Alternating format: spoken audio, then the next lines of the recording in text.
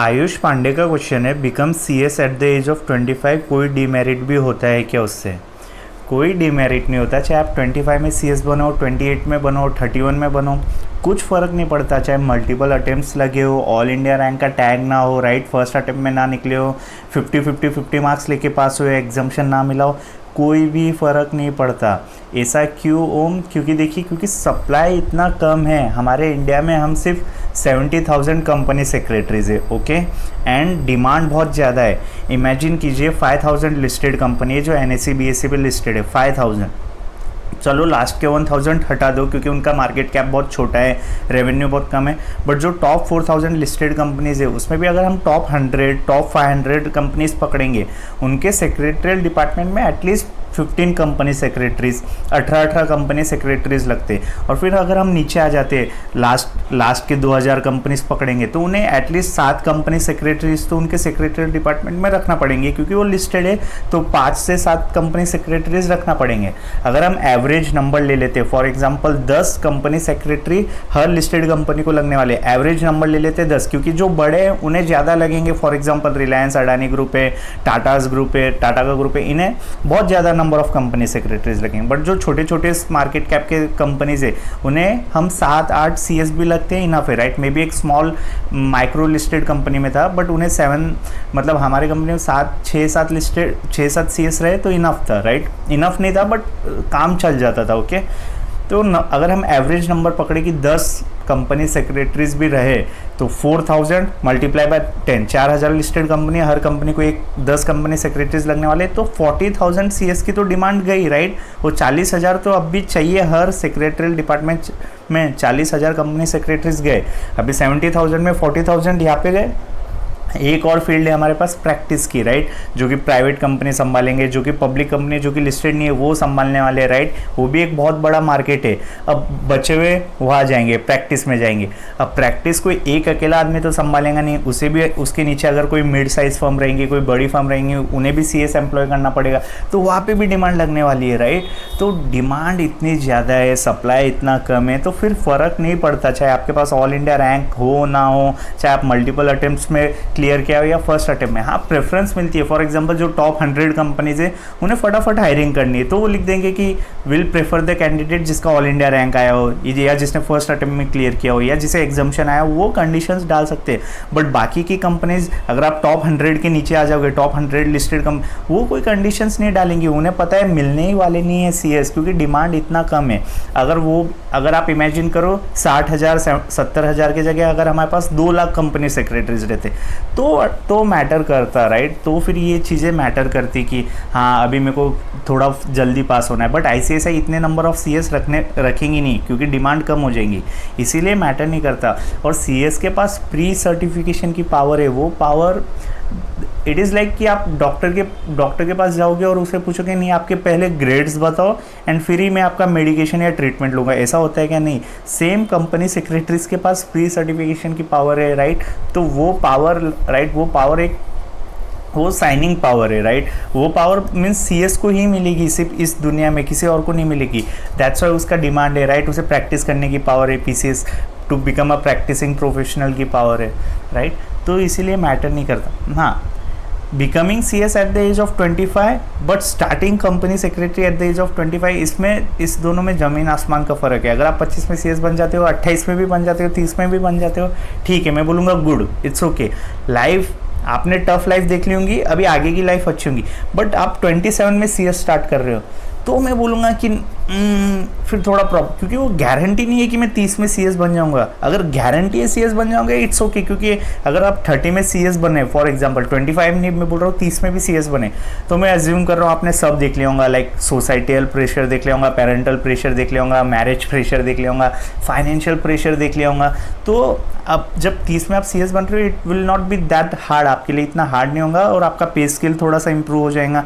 और आप अगर 30 तक CS बन रहे हो तो मैं अज्यूम कर रहा हूँ आपने आपकी इंटर्नशिप कर ली होंगी, ऑलरेडी एक जगह आप काम कर रहे होंगे ना, अभी आपके पास मेंबरशिप नंबर आ गया है, सो आप उसे यूज़ कर सकते हो, राइट।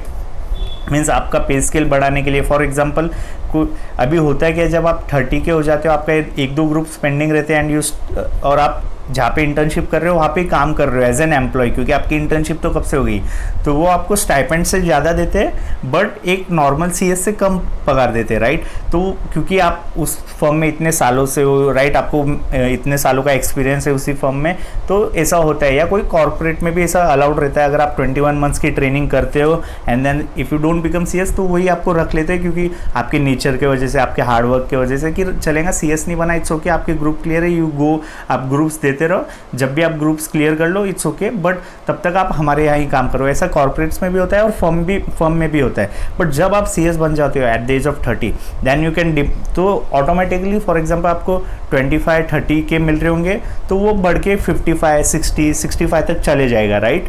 तो ऐसा है, तो ये सीन होता है। तो becoming CS at the age of 30 I will prefer more rather than starting CS at the age of 27, क्योंकि उसमें गारंटी नहीं है भाई। उसमें मैं बोलूँगा आपको डू समथिंग एल्स, कोई कॉम्पिटिटिव एग्जाम में अगर आप एलिजिबल हो तो वो दे दो, rather than going for company secretary, क्योंकि वो बहुत ज़्यादा टफ रहेगा, राइट। इस पर मैंने ऑलरेडी एक वीडियो बनाया कि starting CS at the age of 27, उसमें आपको क्या क्या चीज़ें ऑलरेडी तैयार करनी पड़ेगी, राइट, ओके। आप वो वीडियो चेकआउट कर सकते हो। But becoming CS at the age of 27, 25, 30 कुछ फ़र्क नहीं पड़ता, राइट, क्योंकि ऑलरेडी आपने देख लिया होगा आपकी लाइफ में जितने भी परेशानी, अब आगे इतना टेंशन नहीं रहेगा। आपकी इंटर्नशिप कंप्लीट हो गई है, now you get the membership number, अभी उसमें इतना कोई प्रॉब्लम नहीं है, ओके। क्योंकि मैंने बोला सप्लाई बहुत लिमिटेड है एंड डिमांड बहुत ही ज़्यादा है, राइट। एंड मेरे like one of my manager become CS at the age of 31, I think उन्हें भी कोई प्रॉब्लम नहीं था। मेरे एक ईडीपी में हमारे साथ एक फ्रेंड था जो कि 31 ईयर्स ओल्ड थे and still doing company secretary, वो प्रोफेशनल में थे, तो लाइक कोई प्रॉब्लम नहीं, it's normal, like you become CS at the age of 31, normal तो नहीं है बट इतना भी ऐसी कोई बड़ी बात नहीं है, okay, it's normal. Okay, next question है हिमांशी का, आफ्टर सीएस एग्जीक्यूटिव ट्रेनी के लिए कहा कैसे अप्लाई करें, प्लीज़ आंसर। ये ऑलरेडी मैंने 2 वीडियो बनाए हैं जिसमें मैंने आपको पूरा एक्सप्लेन किया है, स्टाइपेंड कहाँ अप्लाई करना है, कैसे अप्लाई करना है, अगर आपको लिस्टेड कंपनी में कहाँ पे आपको सीवी भेजना है, आपकी सिटी में कितने लिस्टेड कंपनीज है, ये ऑलरेडी मैंने ये 2 वीडियोस बनाए हैं। अगर आप ये 2 वीडियोस देख लोगे ना हिमांशी, आई थिंक आपके सारे डाउट्स क्लियर हो जाएंगे। एक बार आप वो वीडियोस चेकआउट कर लो, अगर फिर भी कोई डाउट है you can ask, okay.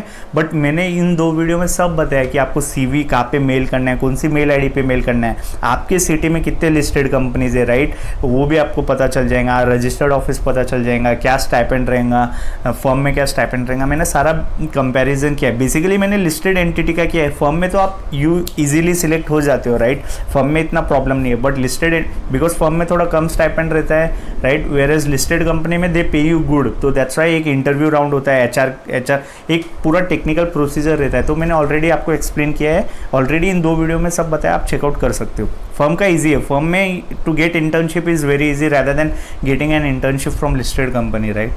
Sonam का क्वेश्चन है, थैंक यू भैया, मैं बीए कर रही हूँ ओपन से, उसे आर्टिकलशिप पे कोई फ़र्क तो नहीं पड़ेगा, और अब 2025 में मैं एलएलबी करने के लिए सोच रही हूँ क्योंकि मैं 5 इयर्स एलएलबी नहीं कर पाई थी, सर सीएस के साथ बीकॉम ही कंपलसरी है क्या? देखिए एक ओके 1-1 करके इनका क्वेश्चन ब्रेक डाउन करते हैं। मैं बीए कर रही हूँ ओपन से, उसे आर्टिकलशिप पे कोई फ़र्क तो नहीं पड़ेगा, कुछ नहीं पड़ेगा, राइट, ओके आंसर। अब 2025 में एलएलबी करने के लिए सोच रही हूँ क्योंकि मैं 5 इयर्स बीए एलएलबी नहीं कर पाई थी। इट्स ओके, आप कर सकती हो, कोई इशू नहीं है। सर सीएस के साथ बीकॉम ही कंपलसरी है क्या? राइट, देखिए बीकॉम कंपलसरी मीन्स मैंने इसीलिए बोल रहा था कि बीकॉम मस्ट है, कंपलसरी नहीं है, मस्ट मतलब ज़रूरी इसीलिए बोला था। बाई चांस अगर आप सीए, सीएस, सीडब्ल्यूए नहीं बने तो उसके बाद आप क्या करोगे, राइट। इसके बाद मोस्टली जो मोस्ट ऑफ द स्टूडेंट्स जाते हैं to go for banking examination, insurance की एग्जामिनेशन, कॉम्पिटिटिव एग्जामिनेशन देने।